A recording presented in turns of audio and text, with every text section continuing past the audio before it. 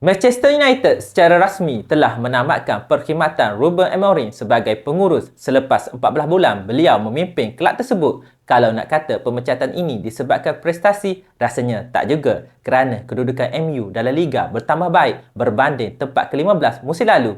MU kini berada di tempat ke-6 dan beza 3 mata sahaja dengan pasukan nombor 4 Liga iaitu Liverpool. Jadi, sebab apa sebenarnya Amorim dipecat? Sebab utama dipercayai adalah Amorim sudah tak sehaluan dengan hierarki tertinggi di MU. Amorim dipecat secara kolektif oleh kepimpinan tertinggi kelab termasuk Sir Jim Ratcliffe, Omar Berrada dan Jason Wilcock. Amorim dipecat hanya beberapa jam selepas beliau melepaskan kemarahan terhadap Scouting Club dalam satu sidang akhbar. Beliau secara terbuka menggesa pengarah bola sepak Jason Wilcock untuk menjalankan tugas mereka dan meluahkan kekecewaan kerana tiada perbincangan mengenai pengukuhan skuad pada perpindahan Januari.